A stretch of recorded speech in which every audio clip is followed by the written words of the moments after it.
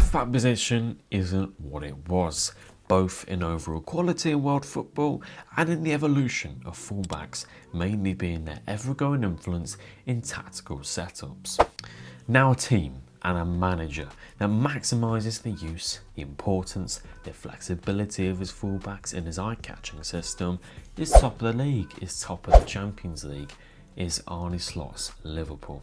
After Wednesday's monstrous display from 21-year-old Connor Bradley up against Kylian and Mbappe, Liverpool may just be looking to emulate the same amount of quality and depth from the right back position to the opposing flank. Now of course, Andy Robertson is still a good option at left back and put in a great shift on Wednesday night against Madrid. However, his contract soon expires in 2026.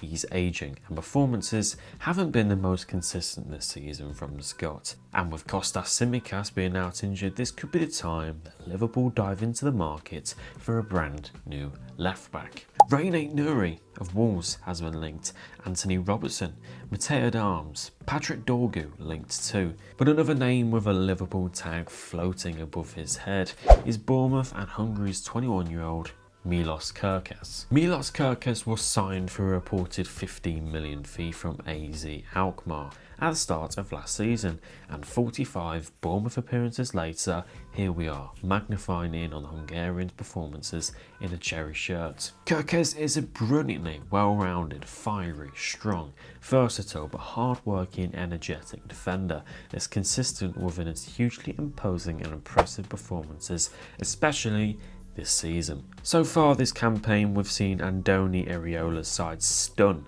Manchester City and Arsenal on home turf, and as you'd expect, Kerkez was superb in both affairs. Today we'll look more closely into the 2-1 victory against Manchester City, but before, let's detail the 21-year-old's strengths, starting with defensively. Defensively, he's a hustler. When I say that, I mean he's a constant and persistent engine. He's so fast that it makes it so difficult for players to take him on 1v1 and beat him, but he can afford to concede space as well when going forward, because his recovery pace is exceptional. In 1v1 battles, he's strong, he's physical, he's aggressive with a bit of bite to his game. On the outside, he may not appear all that physical, just like Andy Robertson, but when a winger looks to take him on, he lets them know he's there, using his arm a lot to throw alongside the opponents looking to take control of the ball. Sometimes throwing himself into challenges as well. He simply isn't fazed when a player takes him on, and why would you be? He moves electrifyingly fast in his footwork when a player tries to run at him with speed. He has the ability to stand off well, judge and time his tackles so well in that department. So overall, he's the package. When pressing, he's very active, aggressive as you can imagine, but anticipates very well, meaning he can win the ball high on the turnover, and if he doesn't, he can turn very quickly, complements to his agility and turn of frame. Off the ball, I do think one of his weaknesses is his obvious aerial disadvantages that everybody I think lazily points out, but sometimes he's too aggressive in defending 1v1s. This can be coached and brushed upon, but high in the opposition half or in deep areas, he's sometimes giving unnecessary fouls away or potentially too rash near his own goal. Moving on to his capabilities with the football at his feet, he's incredibly flexible in this position. He can operate in a more narrow shape, drifting inwards, closer to the midfielders, reducing the passing distance, making combinations more easy and fluid, which is perfectly matching to Arne Slot's philosophy. He can also bomb down a touchline, hug it, hold width, create overload, stretch the shape and take on his man, put in a cross, and finally join the back line in a free and operate comfortably from deep. This gives any manager a more flexible approach in using his services to the team, whilst containing a level of recovery pace, ensuring he covers the gaps he may leave when venturing forward. His spatial awareness and tactical IQ has improved massively under Iroala since joining. His know-how to his positioning makes the position truly his own. He's very well crafted in tight spaces, often escaping with a progressive pass forward on the inside, but ultimately it's his agility and quick ability to turn his frame that allows him to beat a man. Talking of beating a man, he's great at 1v1 defending as we've spoken about, but also brilliant in taking on his man 1v1. He creates 2v1 overloads, making it difficult for the defender to quite anticipate and defend, but when taking on his man, he does so almost like a winger. He can stutter with the ball well, body feints, use quick feet, but uses his ability to guard the ball well when defending, bringing it into his attacking game.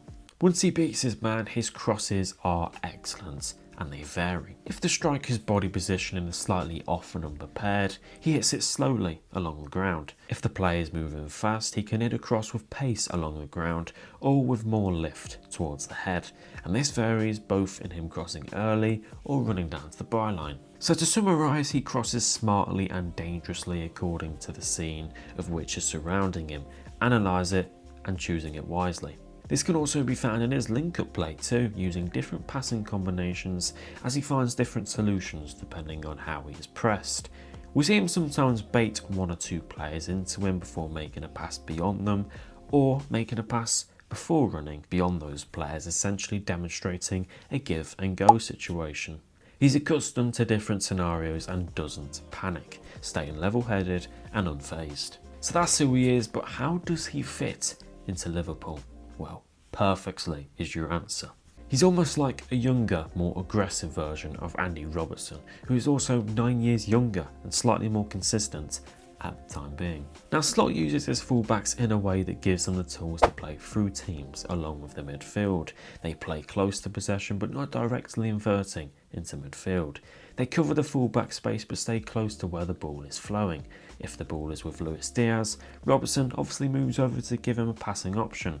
The same for Trent or Bradley to Mo Salah, a more supportive role, but this can differ. Slot makes in-game tweaks pretty much every game that influences the way Liverpool play. For example, in the second 45 against Real Madrid, Slot moved Conor Bradley to attack the space between Madrid's left centre-back and left-back, in an attempt to create space for Mo Salah 1v1 versus Mendy and overload the half spaces, which resulted in Real Madrid centre-backs being pinned back for McAllister's goal, creating confusion and chaos for the white shirts. So Kerkez's incisive and energetic skill set would give Slot more flexibility in his approach and a very good young fullback on his hands that would set Liverpool up for years and years to come.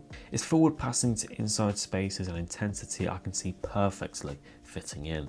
The fluidity and free-flowing nature of Liverpool's midfield of Gravenberch, Curtis Jones, McAllister, Szoboszlai will accommodate to the Hungarians' passing ability well, and recovery pace and transition offers Liverpool a reliable asset to their team. So what do you think watching this? Should Liverpool break the bank for Milos Kerkez, or should he stay at Bournemouth? Thank you guys for watching. If you enjoyed, make sure to check out other videos, and I'll see you guys next time.